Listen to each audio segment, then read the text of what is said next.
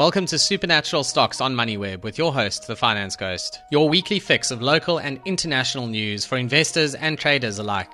These are the stories that really caught my eye in the past week. Welcome to this episode of Supernatural Stocks. I am back home in Cape Town, but the international insights are not done just yet because I really did learn so much on these travels.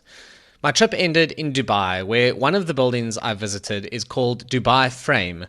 Now, in Dubai, you need to understand that we have an exceptional example of an authoritarian government building their vision of a modern city.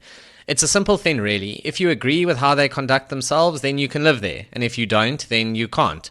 There's no nonsense as a result, and there's almost zero crime, as the punishments are severe. But because these authoritarian leaders are building an appealing place for families to live the expat life, it works, and it works well. It was roughly 10 years ago that I first visited Dubai. Having now returned, the key difference for me is the rise of the middle class over that decade. Instead of supercars and then taxis as the most common sights a decade ago, there are now many cars on the road that are absolutely normal by any standards. There are well over 3 million people living in Dubai. There are international schools, there are numerous job opportunities, and perhaps most enjoyably, there is such a melting pot of cultures. I really enjoyed seeing how the cultures are preserved through schools and social clubs as well. It's a fascinating place to visit, and I highly recommend a visit to an Arabian tea house for local food as part of it. I would go in Dubai's winter though, because the summers are brutal. But back to the Dubai Frame. Opened in 2018, it stands 150 meters tall and was built for no purpose other than to be an observatory, museum and monument. The principle is that on one side of Dubai Frame, you're looking at the old city in Dubai. On the other, you can see the towering skyscrapers and all the effort that has gone into building that new city. The building literally looks like a giant picture frame and really is quite a thing to visit. As you finish the tour, you are treated to an incredible video display of how Dubai sees their city of the future panning out. Based on what they've done in the past 10 years, frankly, I would not bet against them. But what does this have to do with stocks? Well, having also been to London as part of this trip and spoken to local professionals there, it's amazing to me how you could put a similar framed structure in the Atlantic Ocean with North America on one side and Europe on the other. If we make the focal point technology stocks rather than buildings, it's stark to see the old world on one side and the new world on the other. A stock screener for primary listings on the London Stock Exchange in the technology sector will reveal that Sage Group has the highest market cap at roughly $13.7 billion. Although I have no doubt that they pitch themselves as an enterprise software player, and that is what they are, we also all know that Sage at heart is an accounting system with some add-ons. It's certainly an excellent business, but it's quite shocking that this is the largest technology player that has a primary listing on the London Stock Exchange. For reference, Intuit in the US owns QuickBooks, and that's just one part of its business. It has a market cap of $177 billion, so it absolutely dwarfs Sage. And let's be honest, when last did you see Intuit get any real airtime in the headlines, or even discussions really among investors? The third largest technology company with a primary listing in London is Darktrace, an artificial intelligence company focused on cybersecurity. Darktrace is a name that you might recognize from McLaren Formula One cars. And it's sounding a whole lot more like the future, isn't it? This focus on cybersecurity. But sadly, the company has now agreed a $5.3 billion sale to a US private equity group. This is a huge blow to a market that is desperately trying to attract more listings, rather than watching just a handful of listings get smaller. Goodness knows that Brexit also hasn't done any favours for the UK in attracting new listings either. The problem, I'm afraid, goes beyond the technology sector.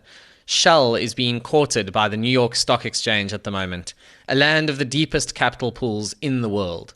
As amazing as it is to travel from South Africa to London and see the depth and breadth of the wealth there, I have it on good authority that going from London to New York is a similar step up. The Shell CEO has made a few comments in the media that hint at a potential move of Shell's listing, with frustration that the shares seem to be undervalued in London. This would be a disaster for the LSE.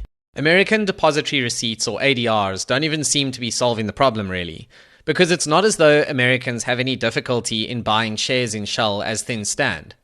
ADR programs have been used by many UK-listed companies to try and drive interest in their shares. taking the opportunity to the Americans on their markets, rather than hoping that the Americans will be willing to buy shares on the London Stock Exchange. If it is this hard to get attention from North Americans when you're based in London, it's really not difficult to see why the JSE gets so little attention from abroad these days. If you need any further evidence of which side of our imaginary Atlantic Ocean frame is getting all the attention, then the headlines in the last week around Nvidia are helpful. Nvidia's market cap is now bigger than the combined value of all of the companies on the London Stock Exchange. That is an astonishing statistic. And in case you think Brexit took London into obscurity relative to European exchanges, it is well worth pointing out that the London Stock Exchange just took the top spot back in terms of market cap from Euronext in Paris, although this was admittedly driven by the political changes in France and the related uncertainty. But still, the point here is that London is either the biggest or second biggest exchange in a European context and is still smaller as a whole than Nvidia. A glimmer of recent hope on the London Stock Exchange was the IPO of Raspberry Pi, which executed its IPO at an initial price of 280 pence per share. It then rallied strongly to 440 pence before settling down at around the 370 pence mark. In an IPO, it is very important to see strong initial price action to encourage other companies to come to market. Just imagine sitting there as the owner of a business and figuring out how you are going to exit it and how you are going to then get that wealth into your bank account. Are you going to IPO if the share price is tanking? Of course not. Just contrast this performance in Raspberry Pi to Deliveroo and its IPO in 2021, which became the worst IPO in recent history on the London market. After trying to get its shares away at 390 pence, they closed around 26% down on the opening day. They are now trading all the way down at below 130 pence. It was a disaster. Europe really is the equivalent of the old side of Dubai. It works, sure, but there's nothing shiny or new happening. The innovation is all on the new side, which is firmly the North American side of things. And for investors seeking offshore opportunities, not just in technology, the London Stock Exchange is actually just a more prestigious version of the JSE. It faces similar challenges in attracting and maintaining listings, while modest valuation multiples frustrate company owners. Now, this is potentially good news for JSE-focused investors who have become very good at sniffing out undervalued takeout targets. But it's not great for growth-style investors who want to buy businesses at higher multiples that are out there changing the world. Our imaginary Atlantic Ocean frame is a perfect way to see growth investing on one side and value investing on the other. If you're seeking excitement, I'm afraid that London is not where you'll find it, at least not in a public market context, because the city itself is incredible to visit in the summer.